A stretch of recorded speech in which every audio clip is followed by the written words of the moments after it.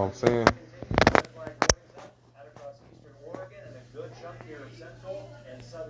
Macaroni.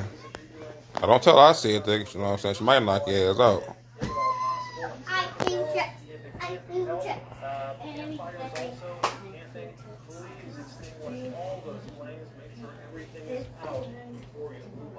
Okay, drought monitor. This continues to be a problem too. Just nonetheless rain out across central Washington, right across Oregon, areas of severe and extreme drought.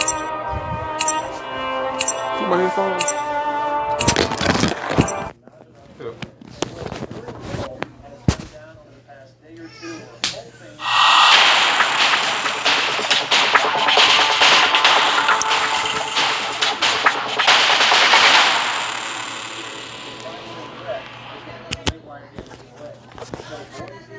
Across Idaho over the Bitterroots into Montana. Guard up for a few. What up, there, man? What up? I don't know what's up. So watch out here. This is 5, 6, 7 o'clock local time. The rain comes in from the southwest and works up to the north and east. So showers and storms, Idaho, Montana, and mainly northern and northwestern Idaho, kind of running over that particular front. After midnight tonight, a lot of the showers just kind of. Rose, come on my corner. Wednesday morning, 59 in Billings, 54 in Missoula, got the mid-50s, Seattle, Portland, lower 50s in Eugene, and then some of the heat, but not all of the heat, is back on Wednesday. Upper east, Pocatello, 90 in Boise, Seattle, that's nice, 74, 83 out across Eugene, and then we're watching out for more strong thunderstorms Wednesday afternoon, Wednesday night from Idaho eastward to Montana, and right there through northern Wyoming. So again, there will be some rain chances coming up over the next 2 or 3 days, mainly Idaho, Montana, in through Wyoming. So hopefully you'll get some of the rainfall you need. Hey, where we going? For continuing storm coverage on. Where we going?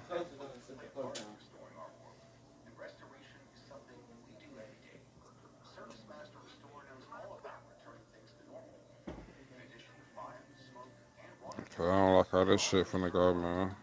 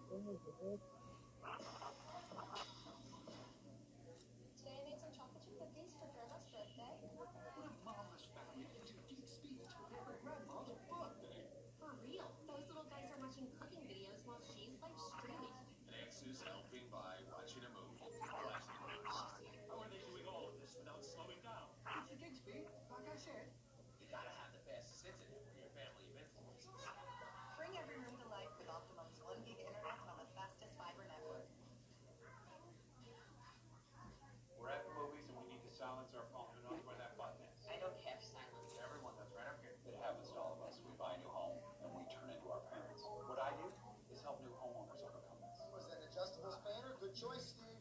Don't forget, you're not assisting him. You hired him. You have nowhere to sit. You have too many.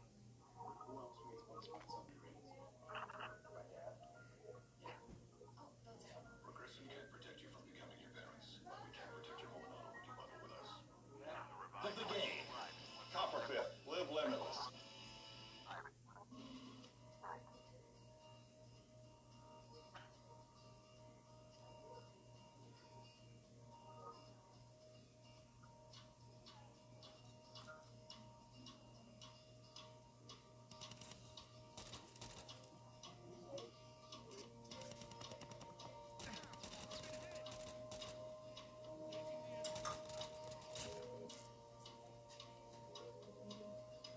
What the fuck about you being hit, nigga? Hold up, who been hit?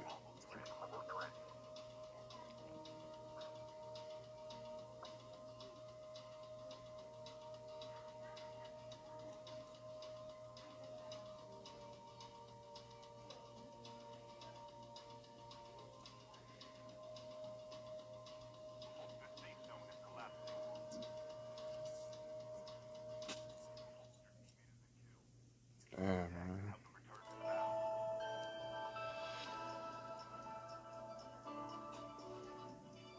Welcome back to Weather Nation. We have some changes now. Breaking information for you. Brand new advisory coming in for Hurricane Laura. Winds up a tick to 85 miles per hour. The barometric pressure falling inside of the Hurricane Recon aircraft. They extrapolated 983 millibars. Significant to us, maybe not so much to you. And still moving to the west-northwest at about 17 miles per hour in anticipation of a more southerly wind that'll capture this and steer. Recon aircraft, they extrapolated 983 millibars. Significant to us, maybe not so much to you. And still moving to the west-northwest at about 17 miles per hour in anticipation of a more southerly wind that'll capture this and steer it a little bit further to the north over time. But right now we're out in the open ocean, the Gulf of Mexico, and anything that was inhibiting growth here is no longer substantial to this storm. That's why we're very concerned about from this moment on for the next 12 hours or so as we go into the overnight hours tonight, the early part of the day tomorrow, and whether or not we have a Category 2 or 3 hurricane exponentially means more to us because of winds that maybe yesterday we weren't so much thinking about, but when you get above 100, you start considering things are different. It's not a typical afternoon thunderstorm where you get a 60-mile-per-hour wind or 70-mile-per-hour wind. Now you're getting up to above 100, so the survival That wasn't smart, man. He jumped way out there, bro. That was not smart.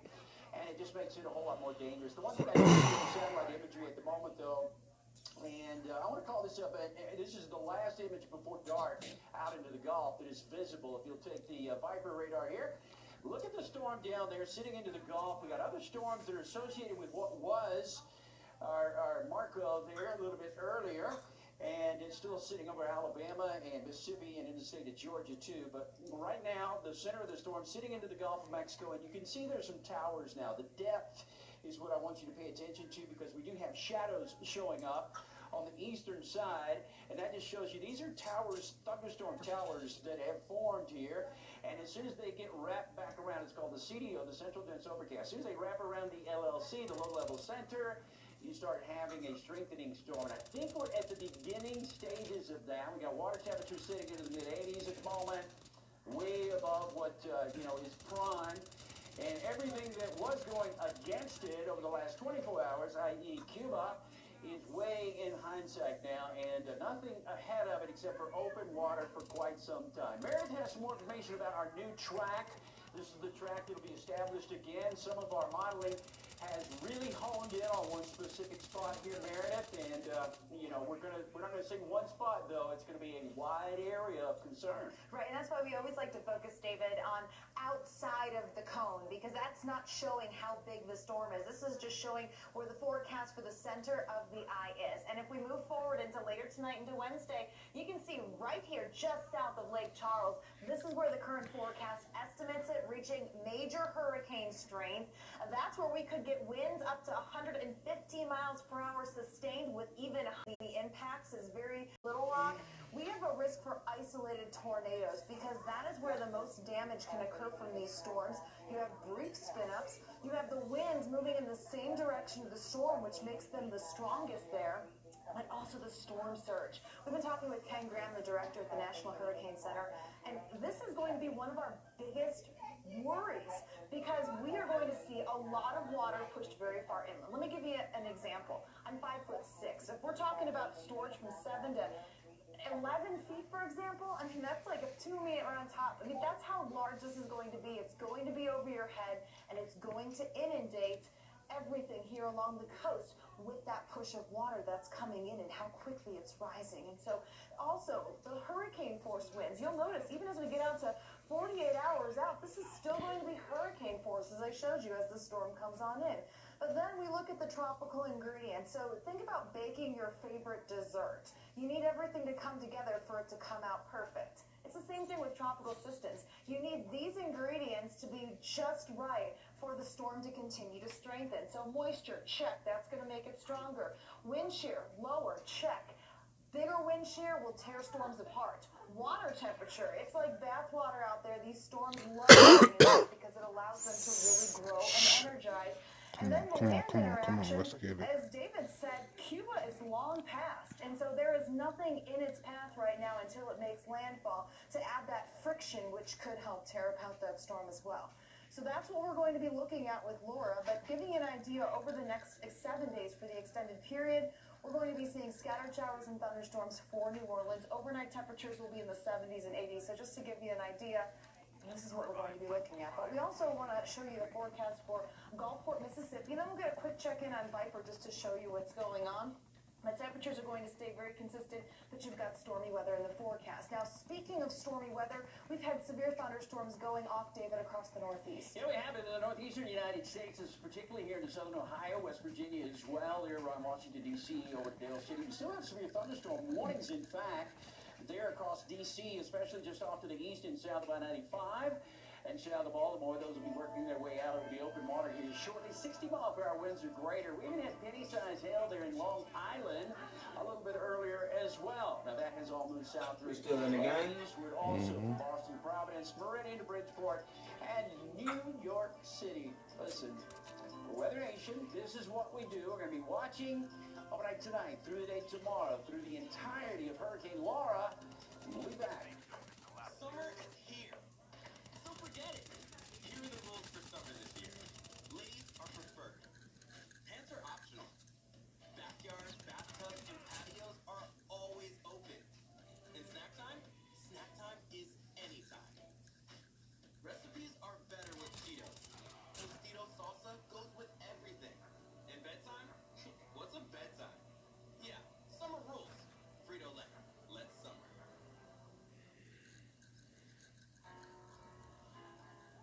Food delivery just got more rewarding. Now the Grubhub gives you rewards when you order.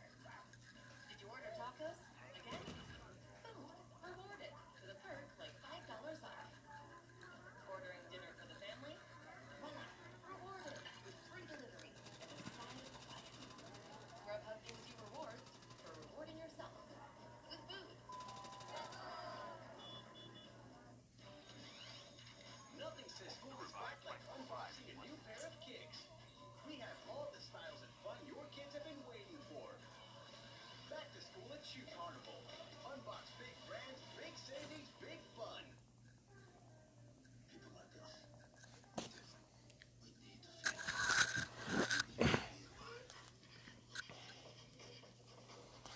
feel. Plug my phone up real quick.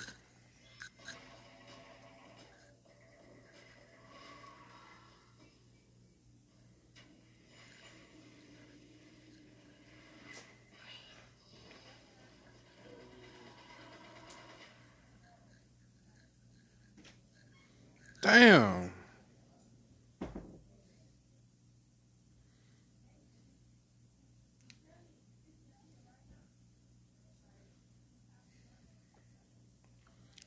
The new Angel Sleeper from Copperfit.